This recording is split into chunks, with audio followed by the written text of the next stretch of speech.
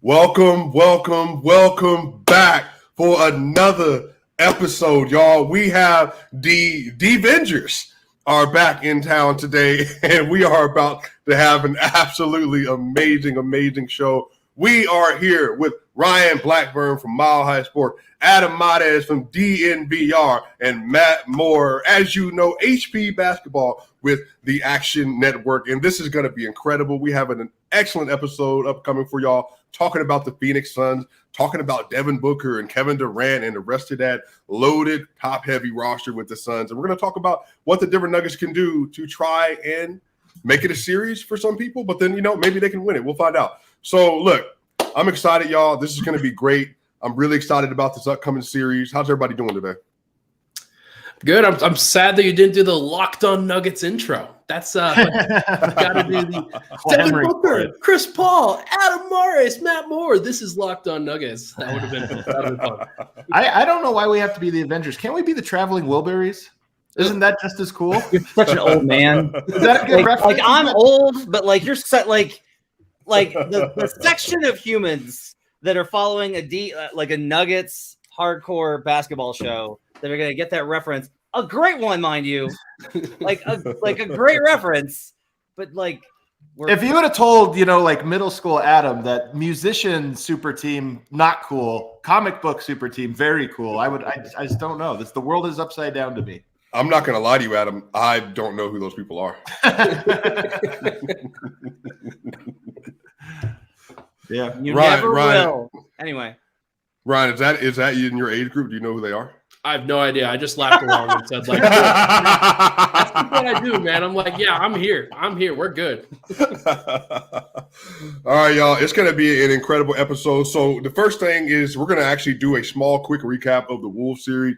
We haven't talked since that series, so we got a few things to get into. Hurricane T-Bag said he loves to reference Adam, so always shout out to Hurricane T-Bag on that.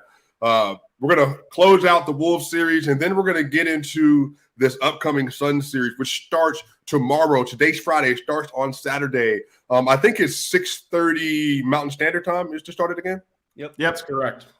Okay, so we got a lot to get into. So, Adam, I would love to start with you, and then obviously Matt, I'd love to follow up, and then Ryan.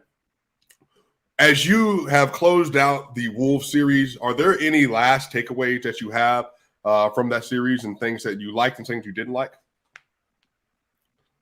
Did you say you start with Ryan? No, start Adam. Start with you. Oh, the big takeaway is like he's just going through Wilburys references now. Like, he's just thinking about Traveling Wilburys lyrics. That's all he's doing. I don't know. The Nuggets, I don't think tried that hard in that series. I mean, the Nuggets look really good. They proved they could defend in big moments. Jamal Murray, obviously the biggest story, proved that he can be at that level again, play at that level. To me, though, the Nuggets defense remains a bit of a question to me, but I'm inclined to believe that they rose to the occasion, so to speak, meaning they didn't have to be that great defensively. And so they played better than regular season defense, but I still think they're going to have another level in them to go in this Phoenix series. So for me, that's my big takeaway, and that sort of sets the table for round two. I think the Wolves are probably better than people realize. I think that team is well coached. I think that team is pretty disciplined outside of Karl Anthony Towns. I thought Rudy Gobert played great. I think Anthony Edwards is always big in these moments. I think Kyle Anderson's a pain to deal with because of his discipline and how smart he is. I thought that NAW played great in that series. I thought Taurean Prince had a bad early start, but got better as the series went on. And they were shorthanded. That Wolves team still fought. I was pretty impressed with the Wolves, honestly. I kind of wonder if, I will say this. I started off the series pretty cautious about the Nuggets. I am not more skeptical of them after that series. I'm not necessarily like, oh man, did you see them versus the Wolves? Like some teams are with their first round series results. But I do think that ultimately, look, playoffs, the thing, what I will say is every player is like, you do not understand how tough the playoffs are. Like they are so difficult, even if it seems easy. And so ultimately, I think the Nuggets had a test in front of them. I needed to see that they were serious. They showed they were serious. They passed the test. And yes, Neil, in the comments, I absolutely did just wake up. I forgot to set my alarm. That's unfortunate. But no, I'm agreement with both of these guys and with Swipa, of course, that look, this was a good proof of concept for Denver, I think, in that first round, where you didn't know exactly what they would be approaching the series with. You didn't know how the rotation would look. You didn't know what some of those other lineups and groupings would look like. But I thought everything worked, at least to the degree that you could really hope it did. And I know the Wolves they're not the strongest bit of competition that the Nuggets are going to face in these playoffs. But if you're looking for excitement and at least a reason to believe, I think the Nuggets bench actually gave you something. I think they gave you some good stuff to really look forward to for the rest of the series. So we will see what it looks like, but I'm actually more excited about this series than I previously was. Swipe it. What'd you think? Yeah, I thought it was a really good series. By the way, Matt, don't think I did not see your Patrick Mahomes jersey you just took off your chair a jersey. from the I just draft. have it on the back because my shirt doesn't stand out. I swear to God, I'm going to get another background. He gets so mad at me. I'm trying. I took it off. This is Draymond Green kicking somebody in the privates level of, hey man, this was an accident. My arm. I was laying out. The laundry was out. I don't know, man. Yeah, I thought it was a really good series. I think, I know that that Adam and Ryan and Matt are in their playoff bag when they're using the phrase proof of concept. So I think that was a really good series for that. Nickeil Alexander-Walker, I'm not going to lie. I liked him in the regular season when he was with Utah. Remember when Denver played against him early in the year? I think he had like 27, like 5 and 3 in one of their non-defense games they played. But, it was a really good game from that concept because I actually think Nickeil Alexander-Walker is a better defender for certain things Jamal Murray does than Josh Okogie will be. So I think that was a really good first test for him. And then I think you wanted to see the Nuggets turn it on and defensively turn it on in spurts and then see if they could carry that momentum from March 3rd on. And I think it proved too, Ryan, we talked about this before, but that 8-10 stretch they had to close the year out, they were just coasting through the whole year. And I think that we kind of got a chance to see that there's a level they could reach. But I think now with the Sun series, I think this is going to be them taking it to another level altogether. I do think there's some negative, I shouldn't say negative takeaways. There's some questions that Denver's going to have to answer in this next round that they did not answer in that first one. I mean, one of them is, I've talked about this a lot, but just Jamal's level of fatigue. I do think not having a reliable backup point guard makes it harder on Jamal. Not having more ball handling is going to make it harder. And this is a series where I think Phoenix would be smart to try to exasperate that and really wear Jamal down. I think Jokic in the pick and roll, they were great at it in the moments that mattered most. But I always say, you hope that Denver has enough in the tank to go through the entire playoffs playing hard on defense. I think the first round probably demonstrated that that's not even true. Like, they still have to pick their spots even in the playoffs. They just can pick a lot more spots.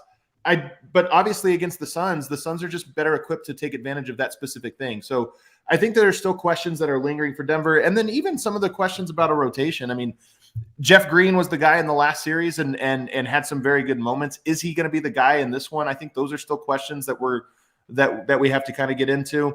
And then how best to use Aaron Gordon and even Michael Porter as these auxiliary roles in the offense. I don't think Denver did a fantastic job of that in certain parts of the last round, and that might become more of a storyline in this one. So I think there's some lingering things. I just want to note that saying that they don't have any backup point guards is Ish Smith erasure, and I'm not going to stand for it. That's not. This is okay. Just the worst bit. This is the worst thing that you do on every podcast. He's been good every time he stepped on the floor. I don't know what we're. Except for the times that he's not. Give Ish a chance. Do you really think he should play in the series? No. Oh, okay. No. Maybe. Look, I'll say this: I'd rather have Ish Smith than Campaign. Oh wow! Woo, we're getting spicy. All right. Well, I'm not based on PHNX. Let's go. Well, I think based on some of the things I've heard about Campaign, I think some Suns fans would also say that as well, because he has not looked great over the course of this year, especially defensively. But yeah, I think it was a good series. I think this is a real test coming up. But we're going to transition to the Phoenix Suns series, and obviously, y'all, they have been very good since they acquired Kevin Durant. They, especially in the playoffs, they were able to get through the Clippers series by basically having the best offense in the playoffs, and they reached a very high ceiling. Their transition was incredible. Their spot ups were incredible. Their isolations were incredible. Devin Booker has made an argument to be the best player in the playoff, even though I think that's been Jimmy Butler. But, I mean, there's a very good argument for Devin Booker on the other side. And then Kevin Durant seemingly is perfectly fine kind of coasting through for 28, 7, and 6 average. So they've been pretty good. And DeAndre Ayton had a 20 and 11 game also in that series as well. So a lot of things to look into. But as you have kind of spent the last 3 days, maybe even the last week, looking at the Phoenix Suns series, and then we can start with you, Ryan, and then Matt, and then Adam. What are your initial thoughts on the Phoenix Suns matchup versus the Denver Nuggets? Probably just that it's going to be their hardest challenge. That's the most important thing going into this, is that this is going to be a challenge for Denver. This is not going to be a rollover series. This is not going to be anything that, like, you're not going to get a Nuggets in 4 in this one. I think the Suns are extremely talented, and nobody needs me to tell them that, but the way that they get their shots and how diverse their shooting profile is from every spot on the floor is really impressive. They take a ton of mid-range shots, but they're so good at them that they're able to make it work. And it kind of underscores the fact that they're super efficient, at least in this last series against the Clippers, at the rim, in the mid-range, and behind the arc, and getting to the line, and they don't turn the ball over. And there's just a lot to really like about what they've created there and what they're doing. So they're starting to figure some things out on the offensive end, and that's going to be a challenge for Denver to try to take something away. But if Denver doesn't take anything away from this series, then they are going to lose. I feel pretty comfortable saying that. If you're going to a championship, most teams are going to have to go through really good teams. You're going to have to face really good opponents. Not everybody gets the Lakers without Anthony Davis in the first round, the Nuggets without Jamal Murray in the second round, the Suns without Kawhi Leonard in the third round. Not everybody gets that. Who had Matt as being the spiciest one on the show today? I did not. Not everybody Me gets either. that. Sometimes you have to go through actual teams, and I mean, the thing is, you're right. Like the Bucks, Matt. when you have to go through actual teams, you're gonna face some pretty tough ones. Here's an interesting question. I don't know if this is a great Suns team. I don't know if it's a great Suns team. I think this is a great combination of players. I think Chris Paul is a Hall of Famer. I think Kevin Durant is by the time he's done, he will be higher on all of the lists when we are forced to sit back and go oh, he has X titles, an MVP, these numbers, did this. We will probably have him higher in the all-time list than we think. Devin Booker has been maybe the most impressive player to me this season. I don't know if there's been a more impressive player to me this season based off of my expectations of him. And I had I thought highly of Devin going into the year, and he is that much better. The stuff that Adam and I constantly talk about with control of the game, and nobody does it like Jokic. 0% do it like Jokic. Chris Paul does sometimes. Yeah, used to. And can for stretches of games. Devin's reaching that level, and that to me is what's incredible. But they were thrown together. And usually when you make a move like that, it takes you a year to be like, okay, we need this, that, and the other. The Heat are a good example of this. It wasn't just LeBron's kind of change in attitude that second season in Miami. It was that they went out and they got Shane Battier. They added the guys that they needed to add to complete that team. And then they added Ray Allen, and then evolved into final form. Right. So the Suns to me can win the title this year because they have Kevin Durant and they have Devin Booker and they have Chris Paul. But if they do, I think it's going to be more about how there isn't perception wise, there isn't a truly great team this year. And so that opens the window for the Suns to fill that gap and then add on to it and establish themselves, which is why it makes it all the more important for Denver to win this series now and for them to fill that gap and gain that momentum and take advantage of it now. It is not going to be easier to beat the Suns next year outside of injury variance. It's going to be harder to beat the Suns next year. So this is everything that Denver has worked towards since the start of the Jokic era has led to this moment. And he's going to have to deliver, and Jamal's going to have to deliver, and MPJ is going to have to deliver, and Aaron Gordon, which was the big swing move that they went for, is going to have to deliver, and Michael Malone's going to have to deliver. And if any of those components fail, even though I don't think necessarily the Suns are a great team, I think like they will lose, like Ryan said. This is an immense pressure series for Denver for all of those reasons and more. I think when you get into that idea of if this becomes a series of individual battles, Murray having to outplay Booker, he can. I don't know that most people would pick that to happen, but he's capable of it.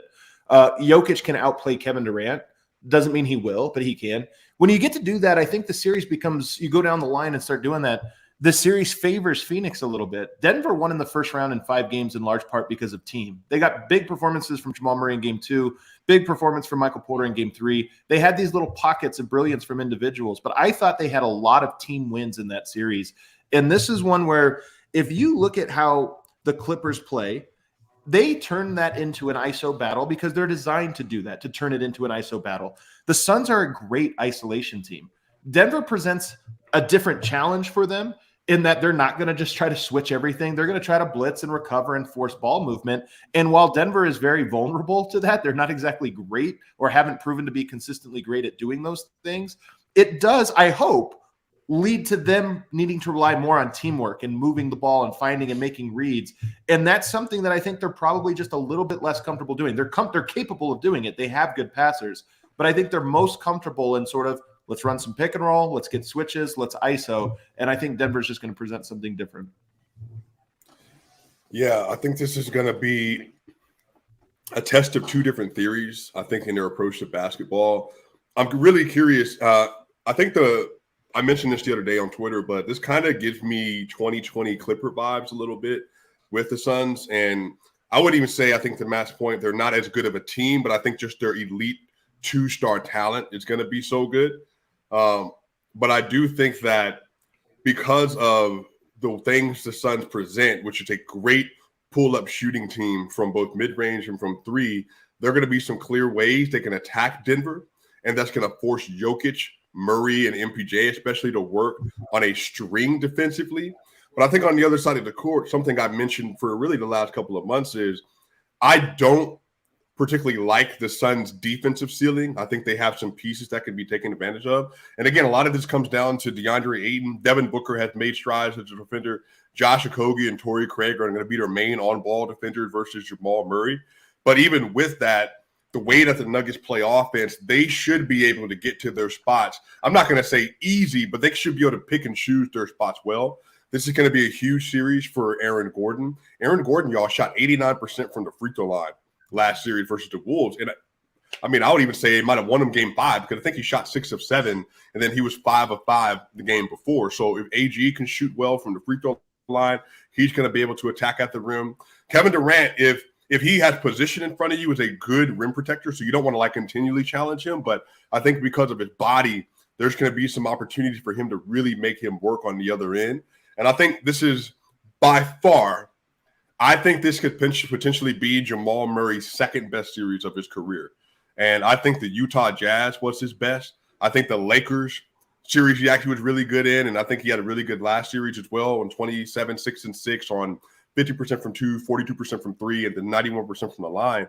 But I think that this series, given the fact that he's going to be going toe-to-toe with Devin Booker, and we know that historically those have been some pretty important matchups, I think this is going to be a really good series. The shot making is going to be incredible, but I think there's some real clear advantages each team has on either one of them. Yeah, I'm curious what you guys think about Murray. Went into hero ball a couple times this last series. Definitely stepped up to the occasion there. I think what Matt and what Adam have both talked about here, the team basketball is a really important aspect of Denver. Sometimes you need the guy who steps up into the hero mode, but I do think that getting trapped like that against the Suns is a bad idea, just in terms of trying to match them shot for shot. That's just not how you win a series like that against them. What do you think Denver does? Like do they continue to go to Murray in that hero ball situation just to try to get them through, or do they just try to stay as team oriented as possible in those moments? Do they go to Murray, or does Murray go there? Because like usually hero ball, in my experience, is usually a player making a call, and like that's okay. Like not even a call, just a read. Sometimes Yeah. it's, hey, we're running this thing that could lead to ball movement, or it could lead to or I could get in my bag. Yeah. Jamal makes $35 million a year. Jamal gets to make that call. If the Suns let me put it this way: if the Suns defense was better, I would say that you need more of that, right? Where, going back to like Warriors Rockets 2018, that was such a tough switch all series. Both teams were designed the same way. Hey, we're not going to let you get into any sort of ball movement. We're going to take all of that away because we're just going to switch everything. Constant switching with good defenders. That's it. And if you try and put our weak point, we're going to help and then scram out of it. And so you had to have like a lot of hero ball in that series. You know, that's one of the reasons for all of the criticisms of how Houston built its team. It's one of the reasons that like they leaned into it was Harden had a really good chance because you needed a one-on-one player to break down that defense. Right. Phoenix is not that, right? Like they don't want to switch with Aiden. They don't want to get Chris Paul on an island. And they're not necessarily built with like PJ Tuckers and those types of dudes. I think Torrey's a good defender. I think KD's a really good defender. KD's actually been like phenomenal this season defensively. Devin had a really great series versus the Clippers defensively. It was maybe like his best defensive series of his career. At the same time, you can get them in rotation. And if you're a team that you can get in rotation, that's what Denver should do. That's how Denver plays. That's Denver's identity.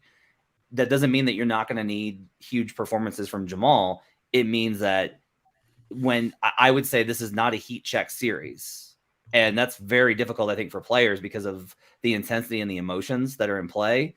But like Adam makes a lot of like, we've made comparisons a lot to the Spurs about Denver being more of a Spurs type team. San Antonio might have a guy have a really good sequence of shots. They still ran offense. You stick to what you do. And that to me is very important in this series. Do not get away from what you do, because if you get away from it, one, they're going to outpace you, and two, it's going to cause frustration, and then that's going to cause more breakdowns. Like this team, the only time they really kind of get it's a pretty mature group now, but the only time it kind of gets off its axis is when guys start to be like, what are you doing? Why are we doing this? And that impacts the defensive end. Don't go there. Stay even. Stay as even as possible, and trust that your game plan and your overall team construction is going to win out versus Phoenix. Yeah, I thought in the first round, Murray went back and forth between being the most positive impact player on the Nuggets and maybe the least positive impact player on the Nuggets, and for that exact dynamic. And I think in the first round, look, they won in 5, and I would rather Murray get into his rhythm than anything else. So Denver may have accomplished both important goals, but I do think the scales tip a little bit now that you're in this series, which is less of a tune-up and more of the real test. And I would look at it less about what is Denver capable of doing and more about what do you need to do, or what do you need to force Phoenix to do defensively? And for me, I've talked about this on our show, but the biggest X factor in the series, not player-wise, but just like trait-wise, is going to be offensive rebounding for Denver. To do that, the number one thing is you need to get Ayton out on the perimeter and get them into rotation, but you need to get Ayton out of the paint. If he just gets to camp out, if Murray's turning the corner and looking for the shot every single time, and that, it might be, or ISOing or what have you, Jokic and Ayton are battling inside for rebounds, and Jokic needs to win those battles, but it's still harder. If you can consistently draw him out onto the perimeter and get them into rotation so that Jokic is now boxing out Kevin Durant for an offensive rebound, that's a huge advantage for Denver. So for me, it's less about Murray need to be aggressive, he's needed this or that. The Nuggets collectively need to draw Ayton out of the paint, and I think they're going to be successful. So however you do that, that's the key for me for Murray. Does Nikola need to hit jumpers to do that? Again, he needs to hit jumpers because Murray and Jokic need to be shot makers in this series. They need to score in the ways they're effective, and Jokic is very effective as a jumper. But I don't think that's the thing that's going to win the offensive rebound battle if Jokic is hitting. No, I'm saying is it going to get Ayton out of the paint? I mean, Murray hitting pull-up jumpers on pick and roll is going to get him outside of the paint. Murray being crafty and how he attacks him is going to get him. The same way, if you think about Jokic being out of the paint, it's because he's guarding out on the perimeter. You need to make him guard out on the perimeter. I wonder if the Suns try to switch more. I wonder if the Suns actually try and switch and challenge a little bit more. I think Nuggets kill that. Yeah, I think You might try so. Well, here's the thing, though. I think if they do that, that's probably going to be situational for them. But again, I think that's going to be more of a Torrey Craig lineup, Matt. And again, it just depends on how they want to play it. I think if Torrey is playing Jamal, and then that pick and roll has been killing him in that drop coverage, if he can have a game 2 where he had, Murray shot 8 of 9 versus that drop coverage, and then he had 20 points, which, I'm not saying you have to do that exact thing again. But if you put enough of the threat on them where they have to get out of that, well, then at that point in time, you're basically asking Torrey Craig to cover for 6 to 7 seconds possibly versus Nikola Jokic in the paint. And if they do that, Jokic has to win that possession almost 100% of the time. Because what that's going to then do, I think it can force them to scramble a little bit defensively. And I think that's when you get your KCP corner threes, your Michael Porter Jr. corner threes, because they try to collapse and contain on Joker. Then I think that's where some of the playmaking elevates. So I think Joker has to attack that. I think Jamal has to see that if he has the ball in his hand, because as soon as they do that, I think that they should be able to take advantage of that matchup whenever they want. Now, I think the biggest thing that I'm looking at for the Phoenix Suns is, I think to your point, Matt, I think Kevin Durant was a better defender when he was being stationed next to Nick Claxton. But if you can put DeAndre Ayton in such a bit where DeAndre Ayton is getting beat inside at a decent rate on post-ups or at the mid-range, and then on top of that, if Jokic is hitting enough threes, I think that streamlines what they can do defensively. And I think that if Joker is able to put enough pressure on him at all times, I think that is going to force their defense to break rather than just bend. But to Matt's point, that's Ayton. Like, Jokic has to punish Ayton in those moments one-on-one, and he has to. It's one of the huge battlegrounds, and I have confidence that he will. I've never believed that Ayton was the Jokic stopper that he was presented as when Denver has their full complement of players. But if you try to switch, this isn't PJ Tucker. This isn't Paul George, Jay Crowder, like big bodies that you could throw on him. This is Torrey Craig, Josh Okogie, Devin Booker. That's an enormous size advantage. Jokic has to crush those switch. That cannot be a viable option for the Phoenix Suns in the least. So if it is, then Denver's in trouble. But I can't imagine Jokic struggling to post up Torrey Craig. It's gonna be really interesting to me to see how Monty handles this between, when teams they've committed from a roster standpoint so big to drop. Like, that's who they are. Like, they're a drop team. And it's really funny because I've had these battles about the drop coverage stuff, and like Miami beat Milwaukee and then got swept and now just 1-5. And a lot of it was because like Brook was so deep that they were getting the looks that they wanted, not just Jimmy, but a lot of players. And so like, I'm really curious to see what the Suns do here, how the Suns switch up coverage, how the Suns change things. I'm curious on the Nuggets end of it too. There's only so much you can do. If you play at the, like Malone talked about this yesterday, you play at the level, they tore him up from 3. So they went to drop and Chris annihilated them. Like, there are not good answers for either defense here. There just aren't. There are no good answers for how talented these offensive are, how good the shot making is from both teams, the advantages that both have. Like, I'm just going to be really fascinated to see what they're willing to live with in this series and what they're like, okay, that hurts, that sucks, but we're going to keep with our strategy because we think this is the best one. Because I think that's honestly the way that you have to go. I think if you're reactive in this series, it's just going to get you out of your game plan, and then you're going to be left searching. So I think at some level, both coaches have to have like this is going to be like what we're going to do. I think Denver has more options they can go to, but I'm going to be really fascinated to see how this turns out in terms of balancing the scheme coverages against each other's offense, because they're going to lose no matter what with how good these offenses are. Yeah, and I think this actually gets into the next question, and Matt, I would love for you to start here. So as you're analyzing the series, who's the most important Nuggets player for you?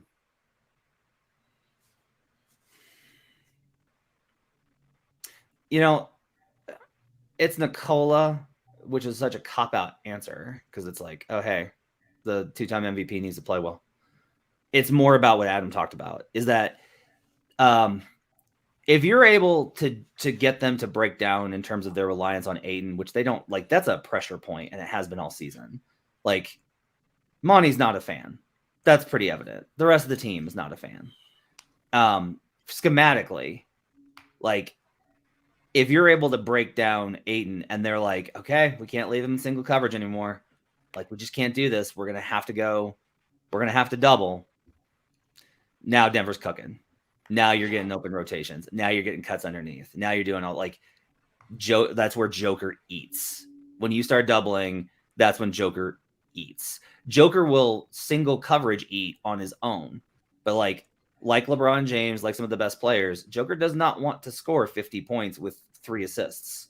He would like to score 40 with 9 assists, whatever it takes to win the game. And so if he's able to break down that matchup and force them out of their plan, that's going to cause further breakdowns on the Suns. On the other end of the floor, if Jokic is just like, oh, hey, you know what? Like the Suns are killing it from mid-range, but they're not getting to the rim. They're not drawing fouls. Like they're actually not, and they're getting killed on the glass. That swings Denver's way. Like there's a lot of ways that Jokic can win this series. Like from the non-Jokic, even less than Jamal, honestly, I look to Aaron Gordon. Like that's the one that I really look to because I think Aaron can have a huge series here. If he does have success against KD, which honestly, like for being the guy that was kind of hyped as like the defender dude, that we have not seen a series where it's like Aaron Gordon was great defensively in that matchup. We haven't seen that in a long time. So I think he's the second guy I would look at across the Nuggets.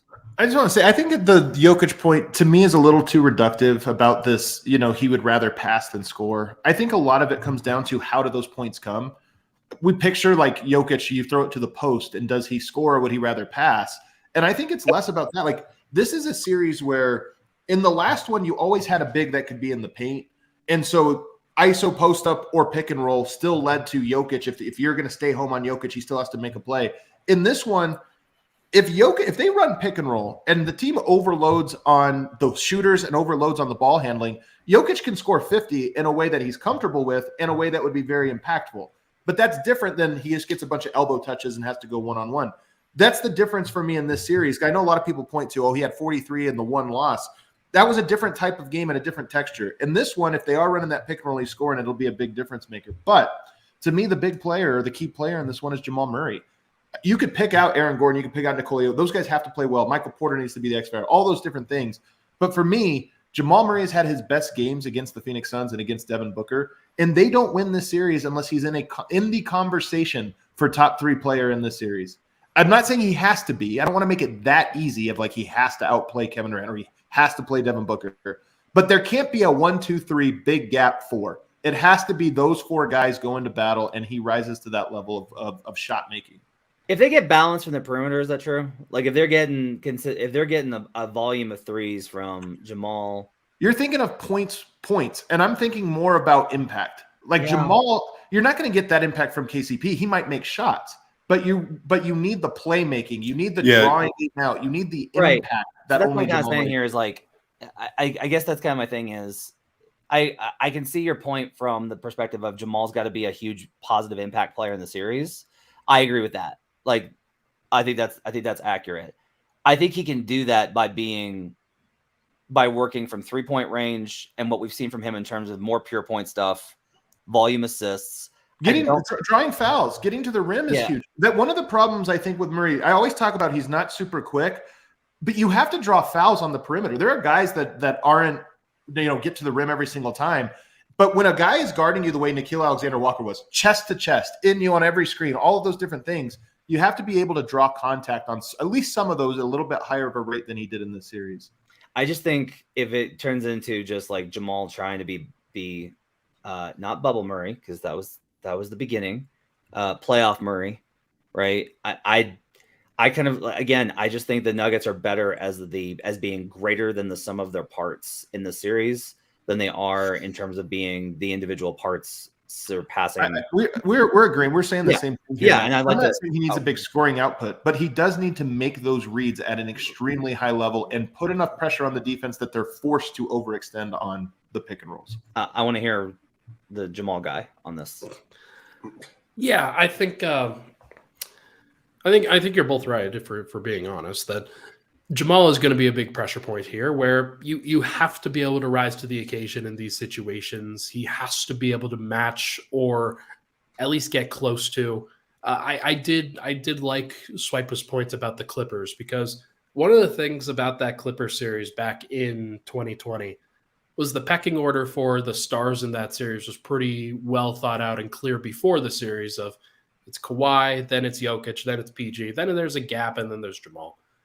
After that series, I think you could say that Jokic probably outplayed Kawhi and that Jamal probably outplayed PG. Yep. And having a guy who's capable of doing that and capable of rising to the occasion every single time there's pressure is really important. And it doesn't have to be like in the scoring categories, like Adam said. It can be defensively, because I think that he's going to be targeted. Like, there's going to be a lot of pressure on Jamal probably to make that happen. But I do think there's going to be a lot there for him to rise to the occasion for, and I'm just looking forward to all of it, man. It's going to be great. To your point on the defense, Murray can do a great job defensively in this series, and that strategy still work, because I do think the best plan for the Suns is to wear him down, and that's in Denver. I think part of their best plan is going to be wear Chris Paul down, because in the clutch, Booker's going to score, KD's going to score. It's going to happen, but if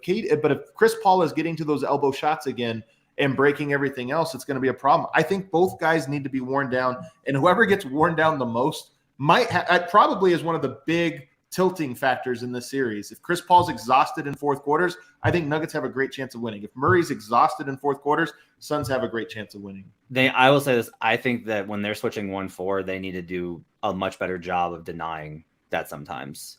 Versus the Wolves, they were just like, well, we're switching, so here we go. And it's like, okay, not always. Like, you don't, especially teams don't do that though, and I don't know why. The what? Teams just don't do that very often. Well, I mean, even LeBron, there's been so many times where he'll switch off and allow.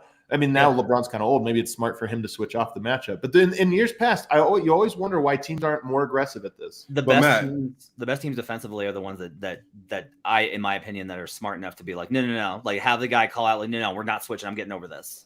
Go ahead. Part of that is the skill of like the guard. KCP very good at getting skinny and getting through screens, but I don't know. Porter definitely not. Like, you kind of have to switch with Porter. He can't fight through screens over and over again, and I'm not really sure Murray can too for an entire game.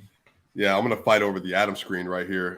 So I think to that point, though, Adam, do you remember the Julius Randle switch they were doing with? Remember they were trying to get Murray on the Julius. Remember at the end of that game in New York, they got it a couple times, but then the Nuggets started denying that very aggressively by going under, and then obviously Murray going over the top.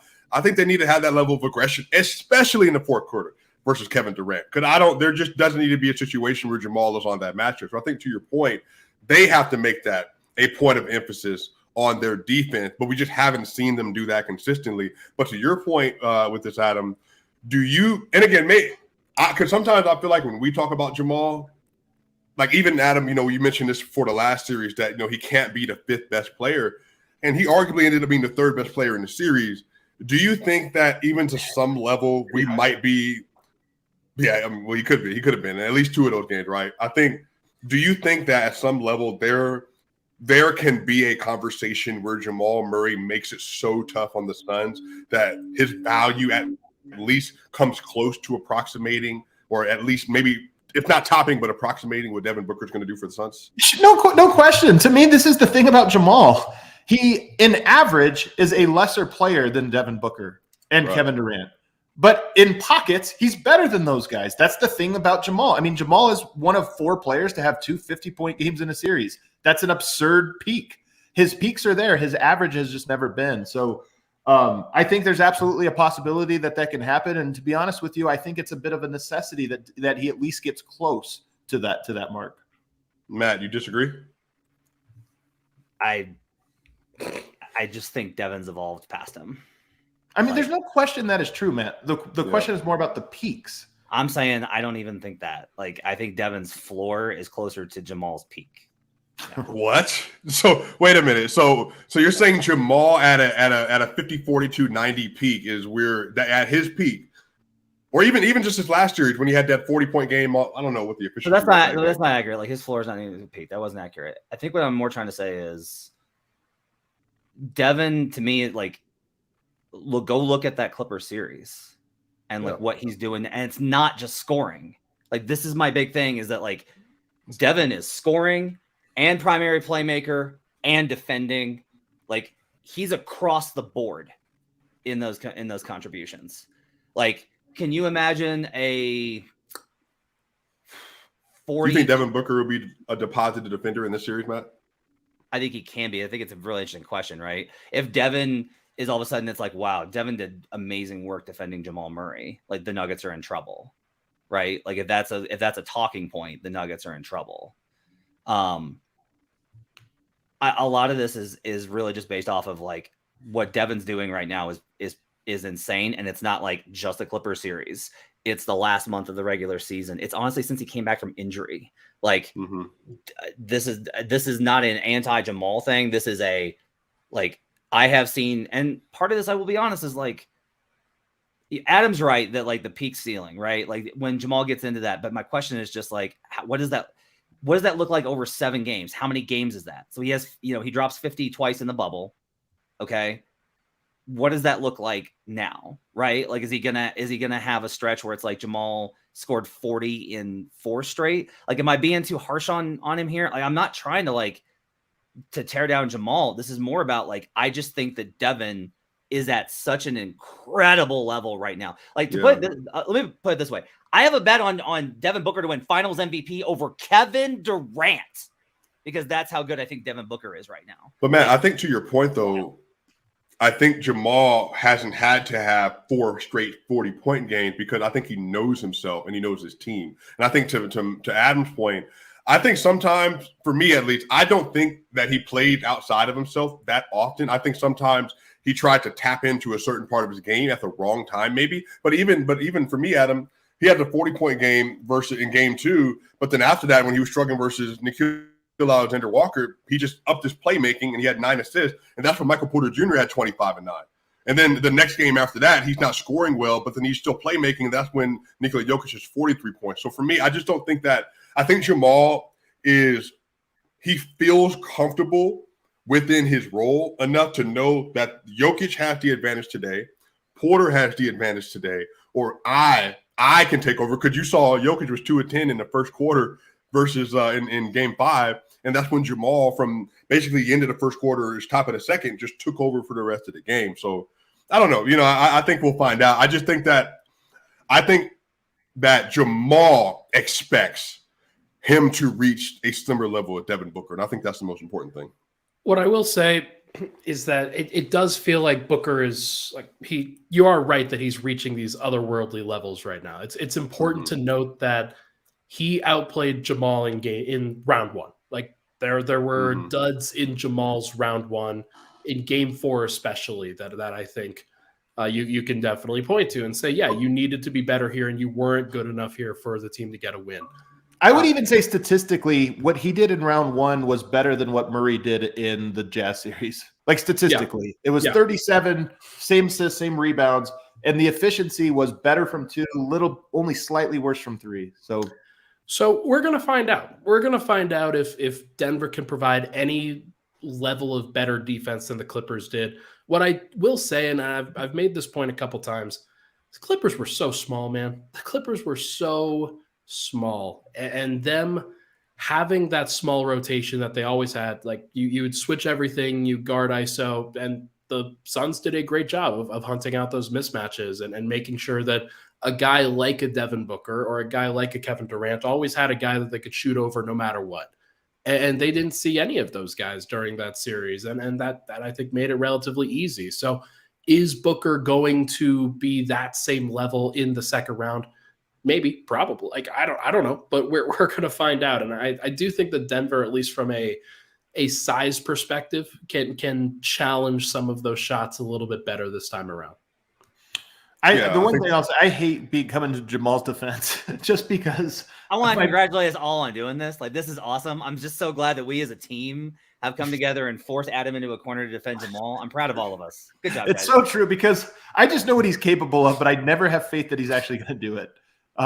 It's usually when I have least faith in him that he steps up his biggest. So it's uncomfortable for me to predict he's going to go he's going to go toe to toe with Devin Booker. And my other thing here is just when we start talking, there is like this expectation of like, oh, Jamal's going to go off. Like, have you seen his numbers versus the Suns? And he takes his personal. Right. Yeah. Win the war, not the battle, man. Yeah. Like let me put it this way. If Jamal averages 40 on pretty good efficiency, but not great, and the Nuggets lose in 6, who cares? win win the war, win the big thing. Like they need to win this series because the team is better than the Suns, because the individual talent is, they have Kevin Durant. Like I just can't, it's like they have Devin Booker, who's absolutely sensational. Has been sensational in the last 2 playoffs, and they have Kevin Durant. And that's what I think is really fascinating, is everyone has different opinions on Chris, Book, and KD. Like the opinions on those 3 guys are very wide, I think, across all NBA fans, because like there are NBA fans that are like, look, KD like got swept last year, and like, this, that, and the other, and he has all these bad moments. And Adam has mentioned, like, is it accurate for me to say that you have a healthy amount of appropriate fear for Chris Paul in the series? Is that accurate? Oh, of course. Yeah. I mean, yeah. And like, I'm not as worried about CP, because like have watched enough Suns games this year to be like, oh no, oh God, Chris looks like me when I try and get up in the morning. Oh no, like it's bad, right? And so it's just interesting that everybody has like one guy with like, well, they got KD, and like I trust KD, and I'm more like KD can kind of wax and wane. My thing is Book, and so like it's interesting that everybody's kind of got this perception. But again, the Nuggets, when they are together making each other better, they have more than everybody than the Suns do. So basically, you're saying it's like Captain Planet, the cartoon. It's like when they come together and merge, that's when they'll be able to. Adam, that's a cartoon from the 90s, and they were very ecologically. It was like an ecological parable, and they were trying to like save fire, water, heart, earth. Like, yeah. It was like a super team, like the Wilburys. Okay. I was thinking Power Rangers, like the Megazord. So assemble those together. Let me ask this question, and Ryan, can you please start with this? How do you think the Denver Nuggets are going to defend the Phoenix Suns in the series? Simple answer is they're probably going to do it poorly, just because that it's a really tough matchup. Like it just is, and that's going to be a very large data point throughout this series. Is how many contested mid-range jumpers are the Nuggets going to allow, and how many of those are the Phoenix Suns going to hit? It's going to be tough. I mentioned it sort of towards the top of this podcast that they do great from everywhere. They shoot well from every single zone on the floor. At least they did against the Clippers. And talking to Bruce Brown, Aaron Gordon, Michael Malone yesterday, they were talking about how you just have to make it tough on them, make it physical on them, doing everything you can to contest every single shot. And it's not super like encouraging, just because like if your entire game plan is, hey, we just have to make it tough on them, then that's not great. But what I will say is that if Denver can force them into the math problem where they take all of the mid-range shots that they possibly can, make them at like a 50% clip, and then they don't take nearly as many threes or as many free throws, which is the key, as the Nuggets, then I think that that's probably the way that they're going to get it done. But I'm going to be honest, like it's a pretty grim prospect to look at the shooting levels that the Suns have had and think about the weaknesses that Denver has, and those meshing together is not great. The 3-point thing is so huge in this series. So I looked at for buckets. I was looking at the average percentage for KD and Book from mid-range in the first round was 52%, which, by the way, that's insane. Like, that's insane. Like, LaMarcus Aldridge was at like 48%, and that was world-breaking. 52 is nuts. That's crazy. Anyway, but like 52%, that's still actually it was 55%. I'm sorry, it was 55%. It's still just a 1.1 per possession. That's a 110 offensive rating. Denver cooks that. Like Denver straight out, flat out cooks that. So this is where not fouling matters. Don't give them and ones, right? Don't let them this is one of the interesting things here. I really do think is like the Torrey Craig question. It's that fifth guy in the corner. Like, do you dare them to do it again? Like, do you say like, look, we know you're a 40% shooter, Torrey, but like we got to live with something. And so we're going to live with you trying to score 30 points in this game off of 10 corner threes. And like, do they just put pressure on that level? Because the Nuggets should be able to find a healthy amount of 3-pointers. The Suns don't project well as a great team denying them, and they don't project well as a team of taking them. Even like they've talked about wanting to take more in the first round series, and they still didn't. Like, they can't get away from kind of their identity. And so if Denver can win that battle, it increases the margin for error for Denver, which I think is really important. I think another part about defending them is going to be similar to the last series. The starting lineup for the Suns might be better than the starting lineup for the Nuggets. I know how good the Nuggets starting lineup is, but it might be better. And if you get to a last 5-minute situation, most teams, I would be like, Denver should win the clutch. This one, I'm not so sure. They have great shot making and an incredible floor general. It's going to be tough. Their staggered lineups, I think, are so compromised.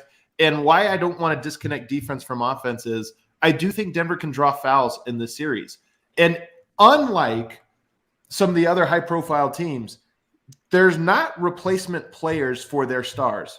Denver, KCP, you replace him with Bruce Brown, same mold, similar type mold. You're not losing your identity. I think the Suns lose their identity the more they have to go to combo lineups and foul trouble and this or that. So part of defending them is attacking them, making them work, wearing them down. And then part of it is trying to win the margins, which are the foul drawing in the key spots. Jokic in particular should be able to draw fouls if they switch. And he even should be able to draw fouls on Ayton, just because if they're going to single cover him with Ayton, Jokic has to make him pay in more ways than just scoring. Yeah. Yeah, I mean, the Nuggets are going to have to be really disciplined. I think the Nuggets are going to have to be, I don't want to say by far, but I would hopefully lean into by far the more physical team between the two. Because I think that's going to be their advantage. I think the fact that they are as big as they are, and if Jokic, MPJ, Gordon, Jamal, and then defensively with KCP and them, I think that they have to be able to counteract the level of skill that they have by playing aggressive. And I mean, like, not like Raging Bull, Julius Randle, right trigger to the basket aggressive. I'm talking about like within the scheme, but getting around those picks, like making sure they're working together, working on a string defensively, and then securing the rebound, ending possessions. Has to stop, because if they get a kick out and they get a live ball rebound and then it goes out to Kevin Durant on a 28 feet, you know what's going in. So limiting those possessions, ending those possessions. The next question I have, and Adam, please, you can start with this one. How do you think the Nuggets will attack the Suns defense? I think a lot of pick and roll. Like I said, I think the key is getting Ayton out of the paint, and I think Denver will have success doing that. So I imagine a lot of pick and roll, a lot of it trying to attack the basket and letting the offensive and playing the offensive rebound game. So if you draw that big out, use your length, Michael Porter Jr., Aaron Gordon, use those to really kill the offensive glass. And I think you're going to have a lot of success. It's now Matt's turn. Ryan, you go first. Okay. I do think that the drop coverage point was a big deal earlier.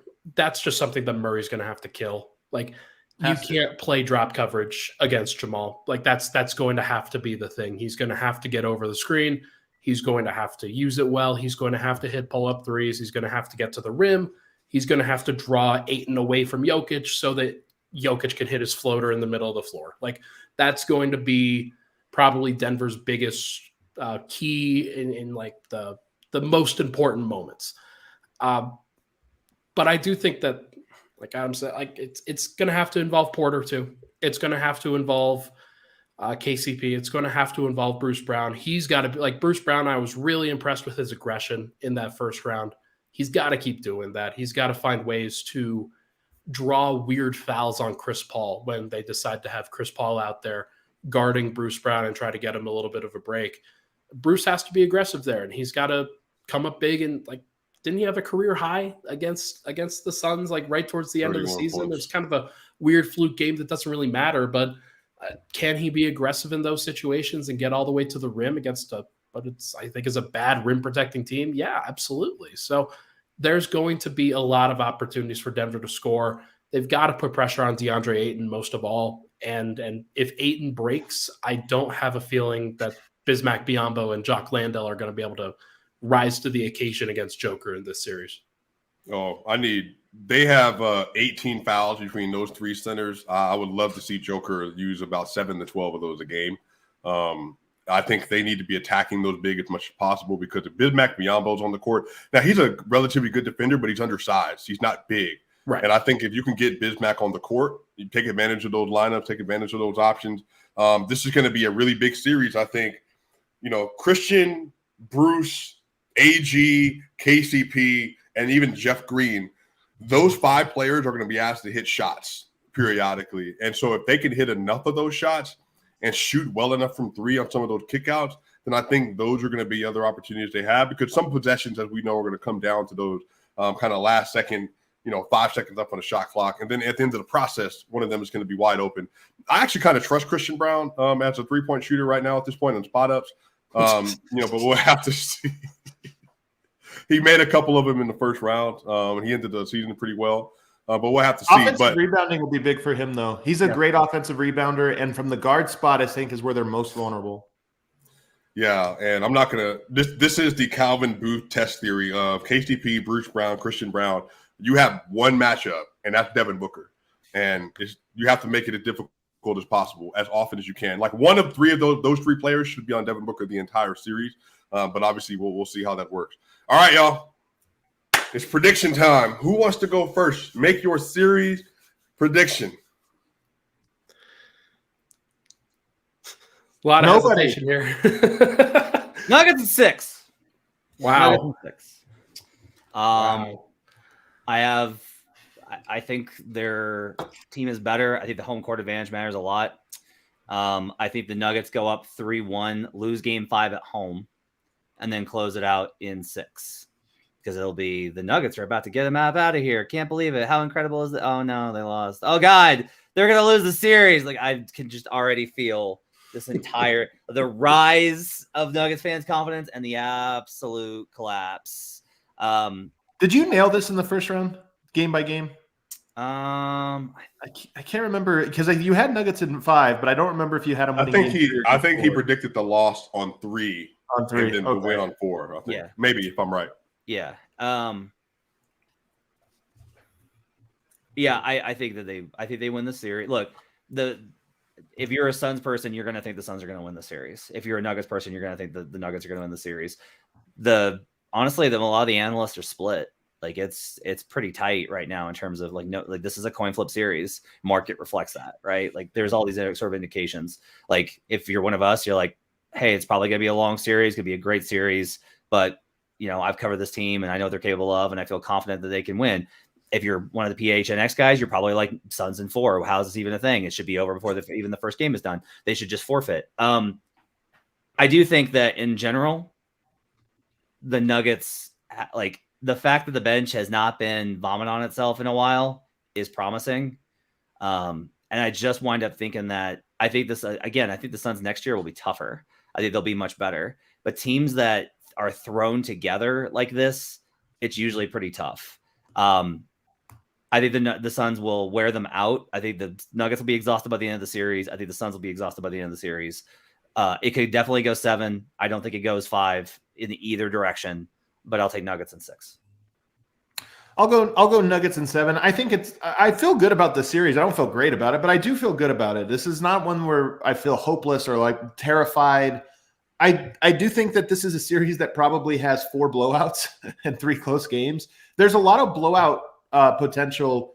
If DeAndre Ayton gets in foul trouble, I think Nuggets have a great chance of blowing the doors off. Like that, their Suns become so vulnerable.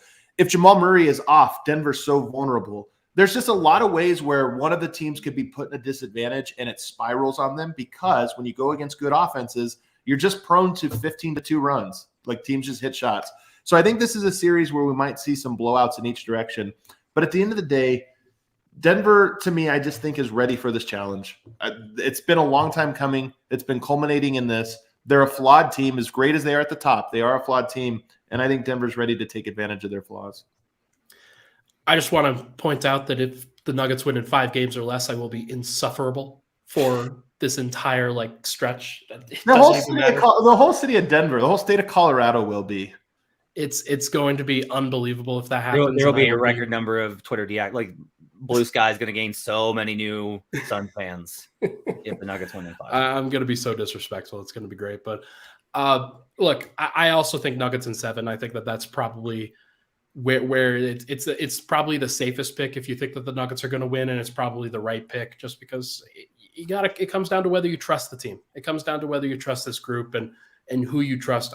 I trust Nikola Jokic. I trust Jamal Murray. And surprisingly, I trust Michael Porter Jr. Like the way that this team has risen to the occasion throughout the first round series, but just in general, the levels that they reached during the regular season in that December, January, February stretch, like you knew that they were capable of this. And they have the levels here. They have the ability here. And they also have just a veteran team now that understands who they are. They've been through all these trials. They've gone through the ups and downs, and they know what it takes in order to get through this moment. So is it going to be tough? Yeah, hell yeah. It's going to be pretty ugly at times, but I think that this Nuggets team is built for that. And I just trust Jokic and Murray, especially, to help guide them through.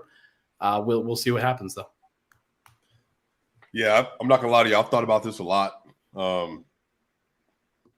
I also think Nuggets in 6, and I was close to going Nuggets in 5, but I'm not gonna lie to y'all. Since February, I have just looked at the Suns defense, and I just don't see it. I think, if Kevin Durant's your best defender, I just think there's just so many options that you have available to you. I think they're going to score, but I think that's the other side of this, is that the Nuggets are going to score. And I would even say they have a more valuable shot profile to them than the Suns do. So, for me, it's just, I think the Nuggets have defenders that are not going to stop, but it's just, can you make it difficult and can you play aggressive? And I was not impressed at all during the Clippers series. Norman Powell, 42 points. Russell Westbrook, a resurgence. Is he going to get a $10 million contract next year because he was able to put up 27, 8, and 8 versus the Phoenix Suns? If he doesn't go 3 of 18 and 3 of 19, Matt, are we having a game today? It's just one of those things. So, I just think that, I think there's a little bit of that. I think the Nuggets, I personally think that 21 matchup in particular, I think there's left a really bad taste in their mouth. And I think that let me not say bad taste. I think that's going to give them some ammunition. Personally, that's just me. I could be wrong. Just me. Just you. Here's the thing: the media really, we all want to believe this because it makes for great storytelling. And I think Adam would probably say well, they're just saying that, and we don't know. At least I don't know.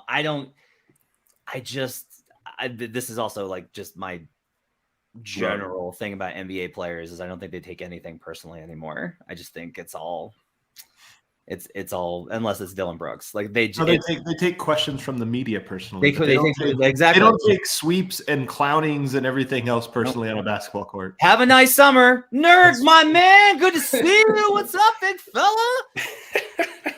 Care. But anyway, go ahead.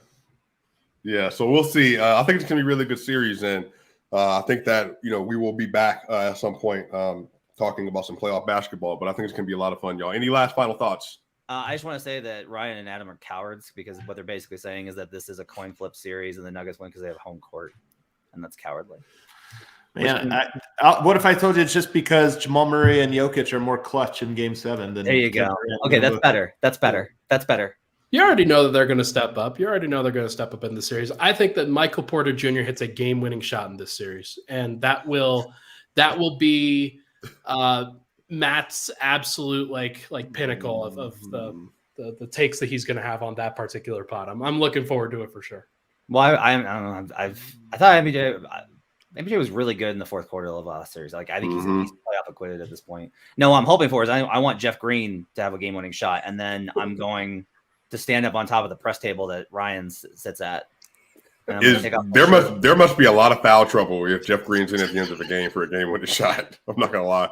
Jeff Green's gonna have a game-winning bench celebration. He's gonna have. By the way, Adam, somebody mentioned in the comment section that your Captain America, Matt Moore, is Professor X. Ryan, you're the Hulk, and then I'm Wolverine. How do you feel about that, Adam?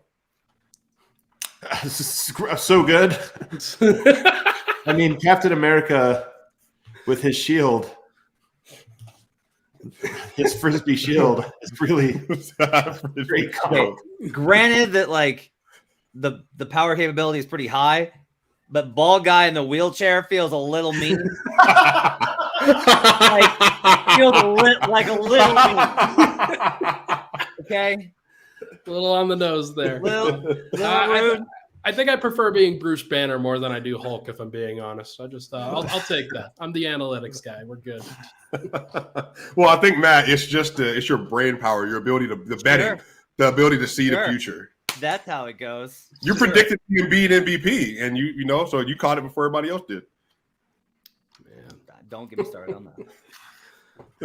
All right, y'all. It's been an excellent show. Shout out to Brian, Adam, and Matt. Man, let us know in the comment section what you think the series will be. This should be a great series. We've got some good basketball coming up on Saturday, 6:30 Mountain Standard Time. And until then, y'all, hey, we'll see y'all soon.